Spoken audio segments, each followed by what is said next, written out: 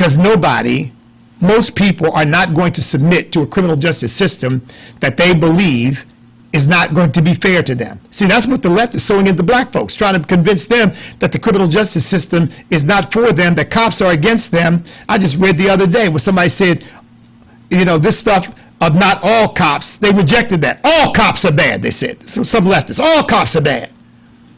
If you're convinced that they're out to get you, that the system's out to get you, well then why wouldn't you fight? Why wouldn't you stand up against it? It's a lie, but if it's a lie that becomes believed and ingrained into the hearts and minds of people, then they say, well, look, I don't have any choice for my own survival. I got to fight them because they're not legitimate. Well, what if the majority of the country begins to believe that the criminal justice system is simply illegitimate and cannot be trusted because it's ideologically skewed to those who agree with a Marxist, socialist, leftist point of view? That Black Lives Matter is controlling the criminal justice system the same way they control big tech, because they pretty much do control big tech. That's why this guy, Frank James, spewing his garbage on YouTube was not flagged and was not stopped. But me questioning how we're handling the COVID-19 pandemic, he's got to be suspended. He's way off. He's way off. It's not just because of that. It's because they don't like my point of view. Well, if Black Lives Matter controls big tech, guess what? If they can start to control the criminal justice system, because look, I'm black, but I'd be just as much a victim as anybody else because they don't like my viewpoint because I'm against them and everything they represent, the godless evil that Black Lives Matter represents. And that's exactly what it is. It's godless evil. Once you decide that the voting doesn't work, criminal justice system doesn't work, what choice do people have? Because then they have to defend themselves because the system can't be trusted. Let me say one other thing and then I've really got to go. We are witnessing the rise of a culture that will produce the Antichrist.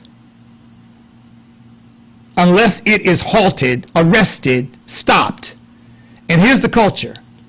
Totalitarianism has always been associated with a tyrant. Someone who imposes a totalitarian level of control over the people of a nation. Mao Zedong did it in China. Stalin did it in Russia and then later the Soviet Union. Pol Pot did it in Cambodia. The leaders of Vietnam did it there. Maduro is trying to do it in Venezuela. But it's whenever, and clearly Kim Il-sung is doing it in North Korea.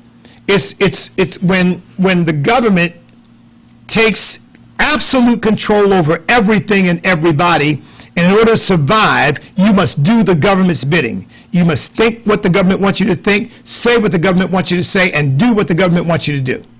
That's a totalitarian system. In America, we are lurching towards such a system, but this is a unique historical phenomenon, and it's this, that it's not a single tyrant.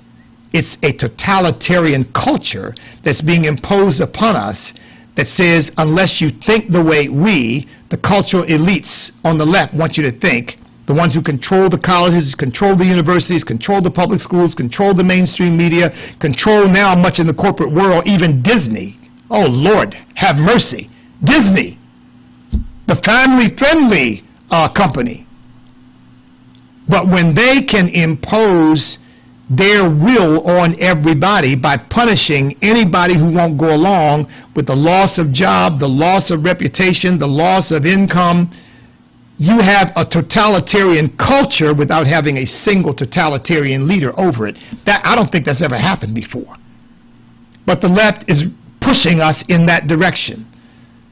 So this guy, Frank James, can spew whatever he wants to spew against white people because that's okay.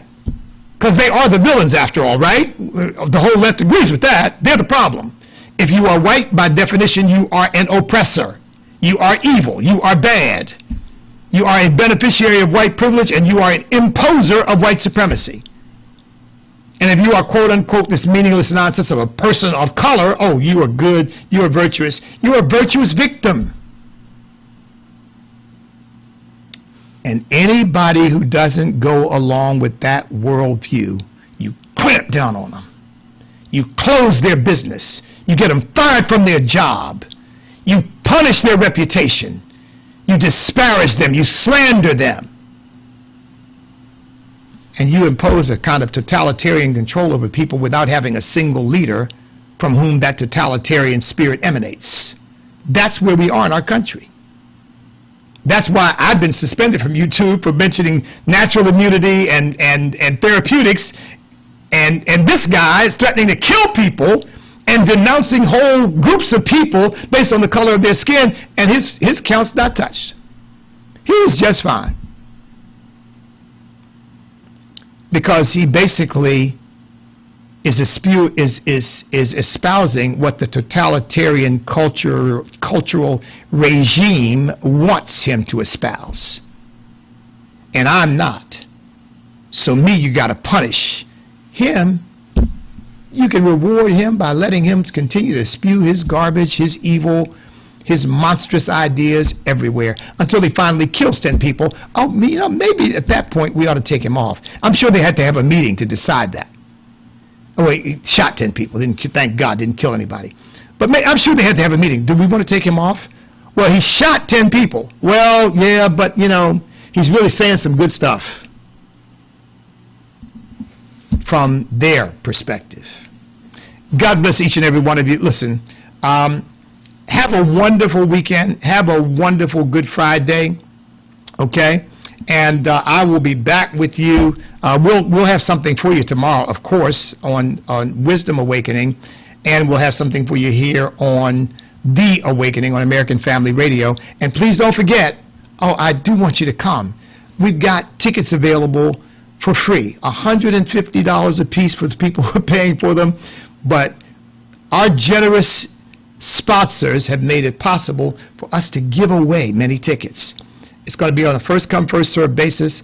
We will run out, and I would just advise you to go ahead and reserve your spot now, reserve your tickets now, so we have those waiting for you, so that when the time comes that we run out, you're in, okay? You are in. Email me at ewjackson@ewjackson.com. That's ewjackson@ewjackson.com. And just the subject is complimentary tickets. That's all you need to say. And then say, I'd like to have 2 tickets. If you only want one, you just get one. But 2 tickets per person is all we can do, because we want to bless as many people as we can. So we're not going to be giving 10 and 20 tickets to individuals, okay? But 2 tickets per person for a husband and wife. And by the way, if you've got a family and you want to bring them, just say, I have 3 adult children.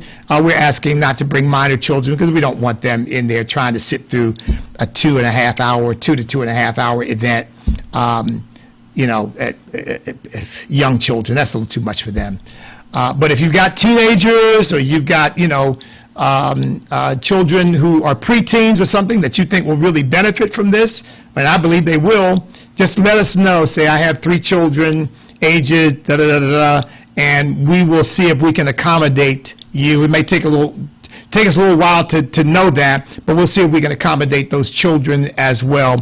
We don't really want to leave anybody out, but right now, to be fair, we're limiting it to 2 tickets per person, rather than allowing large numbers of tickets to be taken on by one or 2 people. So God bless each and every one of you. Have a wonderful weekend, and I will be back with you on Monday. And looking forward to seeing you, or you seeing me. I see you in my imagination